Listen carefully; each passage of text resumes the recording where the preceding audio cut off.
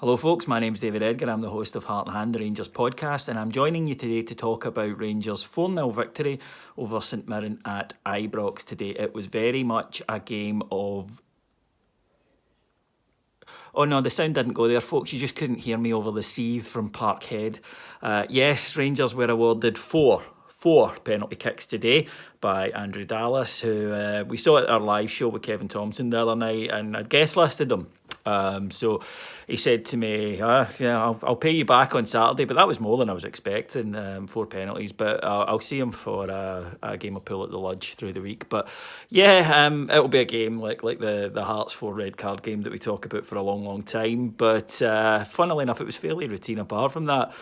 First penalty, 2 minutes. Alfie, great play down the wing, plays it back to Jermaine Defoe. He gets halved. It was the penaltiest penalty you'll ever see in your life. Up James Tavernier, does what he always does and put it away.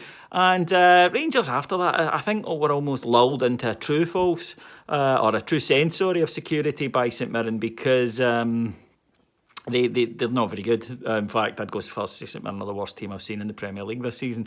And it was almost like Rangers knew that they didn't have to be at their best and accordingly weren't. But even so, we were still making plenty of chances, dominant on the ball.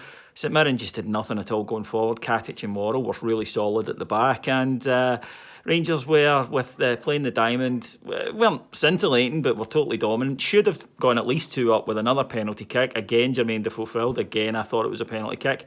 Upstop James Tavernier sent the keeper the wrong way and hit the post. So I suppose if you're like me and you suffer from that deep-seated sense of Scottish Calvinist, the world is going to end tomorrow, feeling that I've always thought because he's doing such a good run, he's going to miss one sooner rather than later. So I suppose if he had to miss one, today was the day to do it.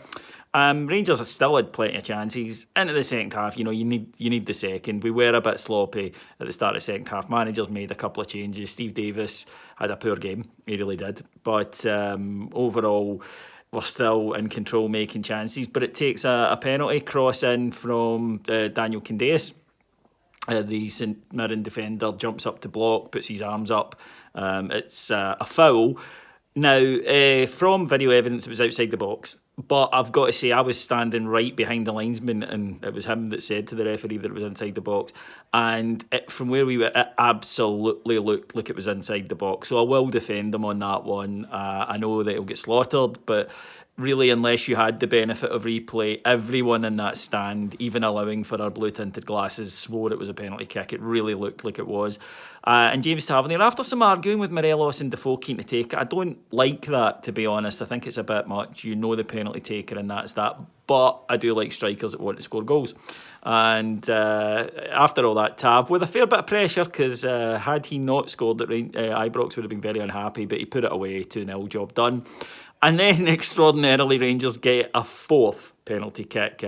Young Dallas, chip off the old block that he is, awarded it. Now, this one was a yard outside the box, and it looked it from where I was. And I haven't seen a replay of it, but it was a foul, but never inside the box. And he gives it... I just burst out laughing at that point, just because I could imagine how upset the Scottish media and Celtic supporters are going to be about this. It's hilarious. But we should have had 2 penalties our night and didn't get it. So, these things even themselves out over a season. We're always told when things go against us. It's funny, there'll be a huge reaction to this and no reaction at all to bad decisions that happened to us in previous matches. Weird how that works, isn't it? But James Tavernier very kindly this time decides he is going to give the ball to a striker, and he gives it to Jermaine Defoe. After hitting Alfredo with that snowball, I would be really worried if I was James Tavernier, because Alfie was not best pleased. But Jermaine Defoe lashed it home to cap off a really good performance. And he wasn't done yet, because it was he who played a through ball to Ryan Kent, who just chipped it over the on-rushing keeper for a lovely 4th, and Rangers win 4-0. So no, it wasn't a great performance in any way. It was more than competent, though, to see off a St Mirren side who, as I say, I don't really have a lot of hopes for retaining their Premier League status this season.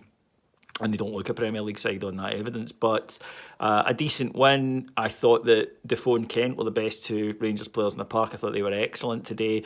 Kent's one of those exciting players that gets you out your seat. You know, he's got such a good range of skills and he's so direct and he's getting better all the time. Really love watching him. And Defoe, well, the two penalties were just because he's got quick feet, far too quick for the St Mirren defenders. And he's got his goal. That's 2 in 3 games. He's not even up to full fitness, but man, when he is, he's going to be superb. Davis didn't play well today, got to say, but I suspect that we'll go back to the 4-3-3 for the trip to Pittodrie midweek. I think you'll see the if you like the Celtic match midfield go into that one, and Daniel Candeias will come back into the side. But if you note, the two guys who kind of dropped out of the team today were Candeias and Jack, who played. They were like the senior players who played the other night. So I think the manager always had this in his mind. So thank you very much for listening to me. I'll be back on Wednesday after Rangers take on Aberdeen. Who knows what refereeing tomfoolery we'll see in that one. I dare say the next couple of days you're going to see a lot of pressure put on the referee. But they had a good victory today. And it looks as though it'll be a cracking match on Wednesday night. But if you want to hear more from Heart and Hand Rangers podcast, we're back Monday, and we're Monday and Thursday for our free shows that appear on Apple, Android, anywhere you get your podcast. But if you want even more from us, please come over to our Patreon site, patreon.com/Heart and Hand, where you can get up to 5 shows every single day on all things Rangers, all things football, and a few other things as well, from just $1.99 per month. So please come along. I think you might enjoy it. Till I speak to you again on Wednesday, you have a fantastic weekend. I'll see you then. Bye.